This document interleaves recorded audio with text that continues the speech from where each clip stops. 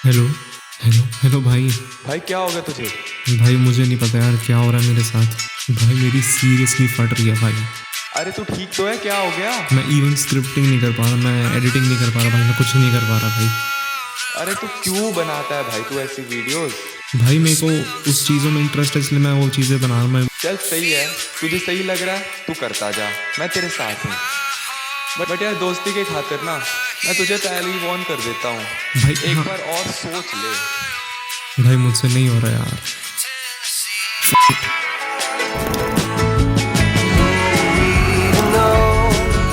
Where these rivers flow, why the wind chooses when and where to blow. The sun is bright each and every time, but I've still got Tennessee on my mind. हम सब ने Conjuring के बारे में तो सुना ही है। Conjuring सबसे ज़्यादा स्केरी मूवी है। अकॉर्डिंग टू मी कॉन्जरिंग तो मेरे लिए एक नाइटमेयर के बराबर ही है।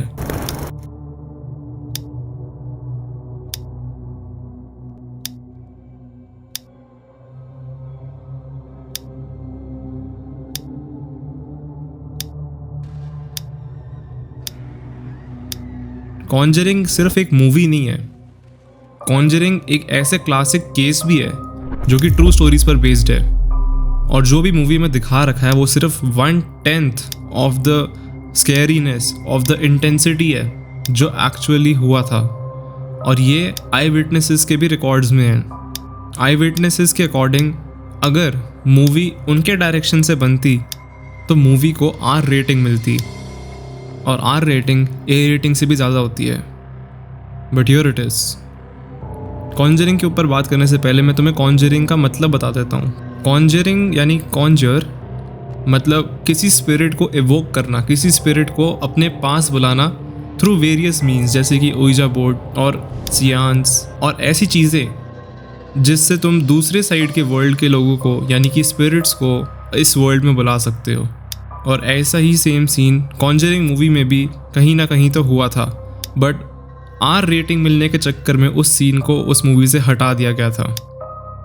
Now coming back to Conjuring की जो ट्रू स्टोरी है, it revolves around the Peren family. Conjuring case 1970s के टाइम में बहुत ज़्यादा फेमस था। ऑलमोस्ट हर किसी को कॉन्जरिंग के केस के बारे में पता था। द पेरेन फैमिली जो कि आर्नोल्ड एस्टेट में अपने लिए एक नया घर खरीदते हैं। पेरेन फैमिली में कैरोलिन, रॉजर और उनकी 5 बेटियां थी, जिनमें से उनका नाम था Andrea, Nancy, Cindy, Christine and April, जिसमें से अप्रैल सबसे ज़्यादा छोटी थी। और ये 1971 में इन्होंने आर्नोल्ड एस्टेट को खरीदा था। अब इस पॉइंट से ये स्टोरी सिर्फ और ज़्यादा डार्क होती रहेगी। जब पेरेंट फैमिली शिफ्ट हुई टू आर्नोल्ड एस्टेट तो उनके प्रीवियस ओनर ने उन्हें एक बहुत ज़्यादा स्ट्रॉन्ग एडवाइस दी। उनके प्रीवियस ओनर ने एक ही चीज़ कही कि रात को गलती से भी भूल कर लाइट मत ऑफ करना, और सारे घर की लाइट सारा टाइम ऑन ही रहनी चाहिए।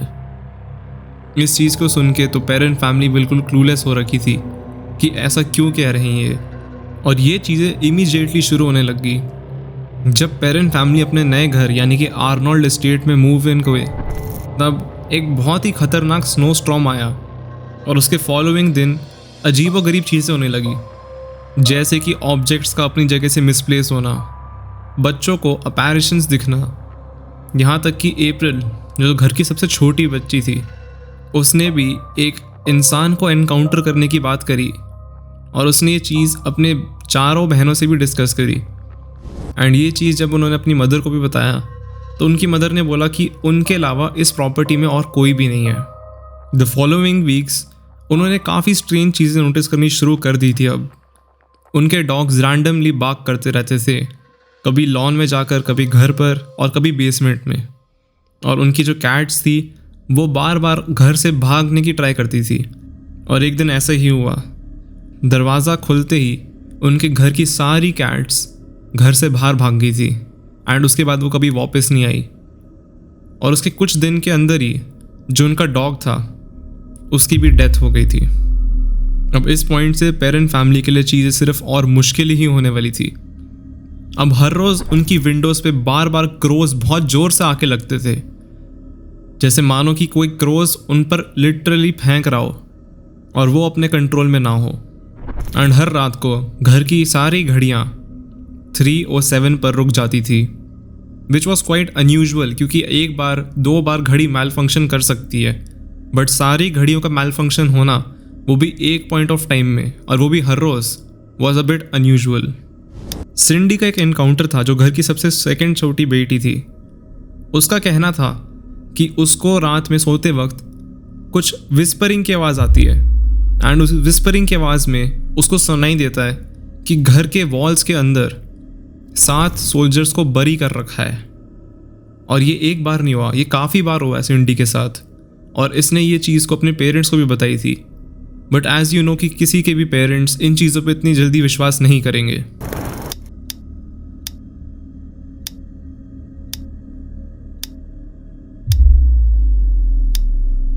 अब ऑलमोस्ट पेरेंट फैमिली को इस घर में शिफ्ट हुए 2 महीने हो चुके थे, और अब घर से रॉटन फ्लैश की स्मेल आने लग गई थी, और काफ़ी अनएक्सप्लेनेबल साउंड्स भी आ रही थी। और सबसे टेरिफाइंग पार्ट ये था कि सारों के बेड्स 5 AM शार्प पर लेविटेट करने लगते थे। पहले मुझे भी लगा कि मूवी में जो भी दिखाया गया है वो सिर्फ एक फिक्शनल और एक क्रिएटिव लिबर्टी के थ्रू दिखाया गया है, बट जब मैंने काफ़ी सारे सोर्सेज पढ़े, आर्टिकल्स पढ़े, तो ये चीज़ कंफर्म हुई कि उनके बेड सही में लेविटेट करते थे। अब सिचुएशन बहुत ही ज़्यादा बिजार हो रखी थी, बट इन चीज़ों पे मिस्टर पेरिन, जिनका नाम रॉजर था, उनको इन चीज़ों पे बिल्कुल भी भरोसा नहीं था। On the other side Mrs Perrin, जिनका नाम कैरोलिन था, उनको इन चीज़ों पे थोड़ा बहुत भरोसा था, एंड इसी के चलते हुए उनको रात को भी चीज़ें काफ़ी ज़्यादा फील होती थी, जैसे कि उनको पिंचेस फील होते थे सोते वक्त, उनको स्लैप्स फील होते थे सोते वक्त। और एक्चुअली इसके पीछे भी एक रीज़न था। मिसेस पेरिन ने एक स्पिरिट को ऑफेंड कर दिया था, और इस स्पिरिट का नाम था बेतशीबा।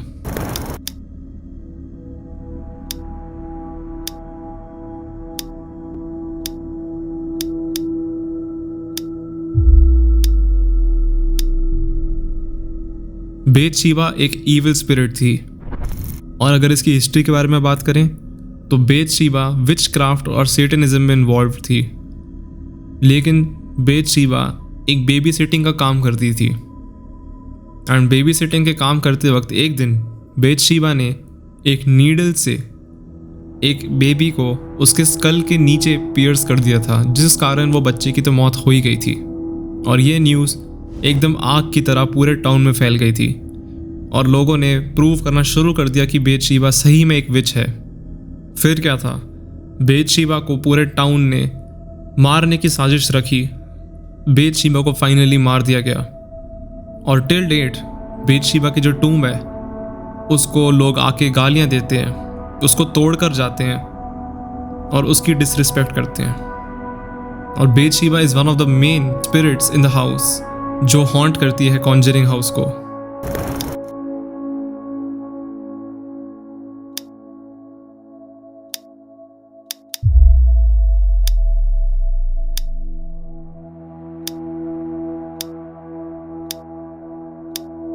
अगर अब मैं वापस पेरिन फैमिली की बात करूं तो धीरे धीरे मिसेस पेरिन, जिनका नाम कैरोलिन था, वो काफ़ी ज़्यादा ट्रांसफॉर्मेशंस शो कर रही थी। उनकी बॉडी काफ़ी ज़्यादा स्किनी हो गई थी इस पॉइंट पर, एंड अब वो डिफरेंट लैंग्वेजेस में बात करने लग गई थी, और वो लैंग्वेजेस ऐसी थी जो आज के टाइम में कोई भी नहीं बोलता। वो सारी लैंग्वेजेस एंशिएंट थी, बट उनकी फैमिली को लगा कि मे बी वो एक हिस्ट्री टीचर है और वो एंशिएंट चीज़ों से रिलेटेड है, तो मे बी उस चक्कर में वो ऐसे बात कर रही हो। बट चीज़ें और वर्सन अप होने लगी जब उनका ड्रेसिंग सेंस भी पुराने स्टाइल की तरह होने लगा। यहाँ पे एंट्री होती है ऑफ द वॉरेंस। वॉरेंस का तो तुमने नाम सुना ही होगा। वो कॉन्जरिंग के एक मेन प्रोटैगनिस्ट हैं, एंड वॉरेंस एक्चुअली में पैरानॉर्मल एक्सपर्ट्स थे, जिसमें से एड वॉरेन एक डीमोनोलॉजिस्ट थे और लॉरेन वॉरेन एक मीडियम थी। और सरप्राइजिंग बात तो ये थी कि पूरे पेरेंट फैमिली में से किसी ने भी वॉरेंस को नहीं बुलाया था अपने घर पर, बल्कि उनके एक नेबर ने, जो कि इन सारी इवेंट्स को देखकर डर गया, उन्होंने वॉरेंस को कांटेक्ट करके बुलाया। वॉरेंस ने अपनी इन्वेस्टिगेशन शुरू कर दी थी ऑन 30 अक्टूबर 1971, यानी कि हैलोवीन से एक रात पहले उन्होंने ये चीज़ शुरू कर दी थी। अब कट टू 1.5 ईयर, अब वॉरेंस अच्छी तरीके से इन्वेस्टिगेशन कर चुके थे उस पूरे घर की, एंड उनको पता चल रहा था धीरे धीरे कि एक्चुअली में क्या अप्रोच करनी चाहिए जिससे वो इन घर की स्पिरिट्स को फ्री कर सके और पेरेंट्स की दिक्कतों को ख़त्म कर सके। इसीलिए वॉरेंस एक कंक्लूजन पे आए कि वो एक सियांस रखेंगे घर पे, और ये सियांस इतना ज़्यादा टेरिफिक था कि इसको मूवी का पार्ट भी नहीं रखा, वरना मूवी को पब्लिकली लॉन्च भी नहीं करने दे रहे थे। और इस सियांस के थ्रू ही पेरेंट्स और वॉरेन को ये रियलाइज़ हुआ कि घर में एक्चुअली में एक ईविल स्पिरिट है। वॉरेन्स उस घर में अकेले नहीं थे इन्वेस्टिगेशन के टाइम पर, उनके साथ उनके टेक्निकल स्टाफ भी था जो कैमरास और EVPs जैसी चीज़ों को संभाल रहे थे। उसी के साथ साथ वॉरेन्स के पास एक मीडियम भी थी। मीडियम अपनी एबिलिटीज़ यूज़ करके स्पिरिट को बुलाती है फॉर द सियांस, बट उसी वक्त स्पिरिट्स के साथ कुछ ऐसा भी आ जाता है जो इस धरती से ही नहीं है, और शायद कुछ ऐसा आ जाता है जो बहुत ही ज़्यादा डिमोनिक है। और इस डिमोनिक चीज़ ने कैरोलिन पर अटैक कर दिया था। कैरोलिन अब एक ऐसी लैंग्वेज बोल रही थी जो कि अब एग्जिस्ट ही नहीं करती इस वर्ल्ड पर। अब सीन और इंटेंसिफाई होता है। अब सारे घर के लोग कैरोलिन का एग्जॉर्सिज्म देख रहे हैं और कैरोलिन को एक चेयर पर बांधा हुआ है। अब सारे घर के लोग कैरोलिन का एग्जॉर्सिज्म देख रहे हैं और कैरोलिन को एक चेयर पर बांधा हुआ है।